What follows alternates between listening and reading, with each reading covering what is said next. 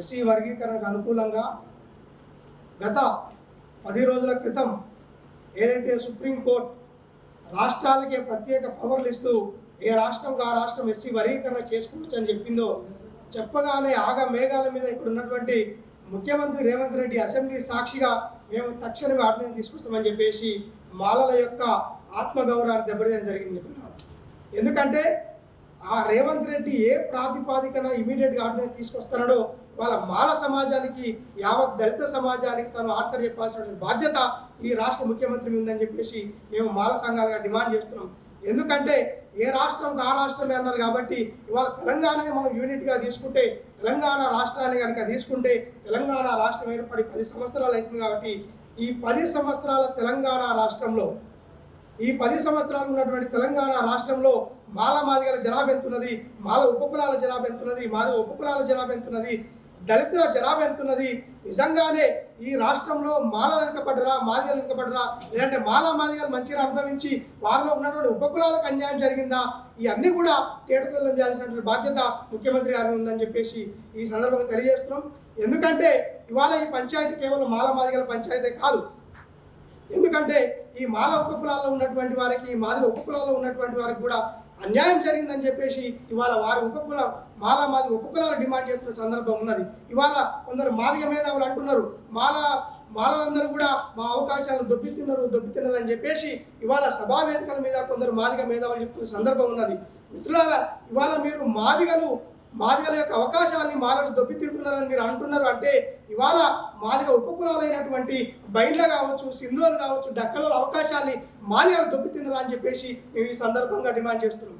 అంటే మీరు మాలల మీద కత్తి పెట్టేటప్పుడు, మాలల మెడ మీద కత్తి పెట్టేటప్పుడు మీ మాదిగల మెడ మీద కత్తి పెట్టడానికి గుర్తుపెట్టుకోండి. మీరు మీ మాదిగ ఉపకులాల యొక్క అవకాశాలను దొబ్బితిన్నారని మేము భావించాల్సి వస్తుంది. ఎందుకంటే ఒక కులం దొబ్బితిందని మీరు అన్నారు అంటే మీరు కూడా ఇంకో కులం యొక్క అవకాశాలని, మీ ఉపకులాల యొక్క అవకాశాలను దొబ్బితిన్నారని చెప్పేసి ఈ సందర్భంగా మిమ్మల్ని ప్రశ్నిస్తున్నాం.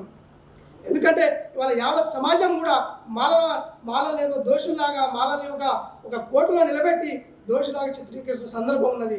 కానీ ఇవాళ ఈ వర్గీకరణ డిమాండ్ కంటే ముందు చూస్తే కనుక మాలలు ఒక 100 ఏళ్ల చరిత్ర తీసుకుంటే ఈ తెలంగాణ రాష్ట్రంలో కావచ్చు, ఉమ్మడి ఆంధ్రప్రదేశ్ రాష్ట్రంలో కావచ్చు, ఏ ఉద్యమాలు తీసుకున్నా కూడా సామాజిక ఉద్యమాలను తీసుకున్నా, ఆర్థిక ఉద్యమాలను తీసుకున్నా, రాజకీయ ఉద్యమాలను తీసుకున్నా, సాంస్కృతిక ఉద్యమాలను తీసుకున్నప్పుడు కూడా ప్రతి ఉద్యమంలో భాగ్యరెడ్డి వర్మ నుంచి మొదలుకుంటే భాగ్యరెడ్డి వర్మ, బిఎస్ వెంకట్రావు, బత్తుల శ్యామ్ సుందర్, అరిగే రామస్వామి, ఈశ్వరిబాయ్, కాకా వెంకటస్వామి, కత్తి పద్మారావు, గజ్జా తారకం లాంటి మహనీయులందరూ కూడా ఇవాళ దళిత పక్షం, దళితులకు ఎక్కడ అన్యాయం జరిగినా కూడా కేవలం వాళ్ళు ఎప్పుడు కూడా మాలల కోసమే పోరాటం చేసిన నేపథ్యం లేదు.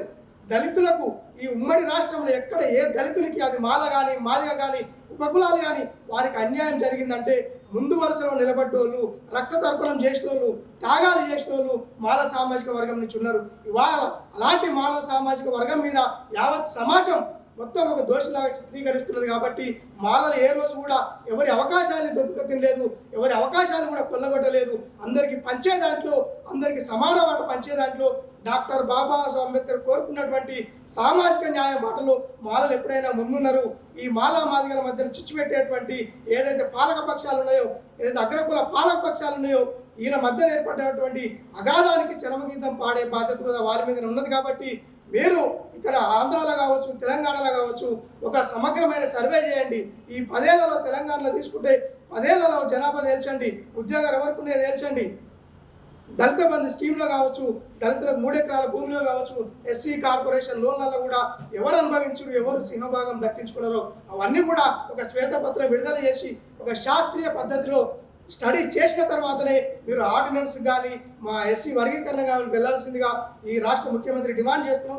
ఒకవేళ మాలల యొక్క అభిప్రాయాలు కానీ డిమాండ్లు కానీ పట్టించుకోకుండా గుడ్డిగా ఆర్డినెన్స్ వెళ్తే మాత్రం యావత్ తెలంగాణ రాష్ట్ర వ్యాప్తంగా విద్యార్థుల్ని, ఉద్యమకారుల్ని, మేధావుల్ని, రాజకీయ నాయకుల్ని, మాల సమాజాన్ని మొత్తం ఐక్యం చేసి హైదరాబాద్ని దిగ్బంధనం చేస్తూ రాబోయే నెల రోజుల్లో దిగ్బంధనం చేసి కూడా ప్రభుత్వానికి, తెలంగాణ ప్రభుత్వానికి, రేవంత్ రెడ్డికి తగిన గుణపాఠం చెప్తూ మొన్న జరిగినటువంటి ఎన్నికల్లో మాల సమాజం మొత్తం కూడా కాంగ్రెస్ పక్షాన్ని నిలబడ్డది. అయినా కూడా మాలల్ని విస్మరిస్తే కనుక అదే కాంగ్రెస్ పార్టీకి మాలలందరూ కూడా వ్యతిరేకంగా మారుతారు.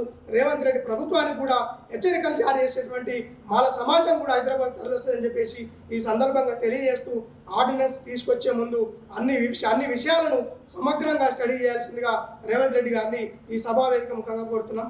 జై భీమ్, జై భారత్, జై మాల.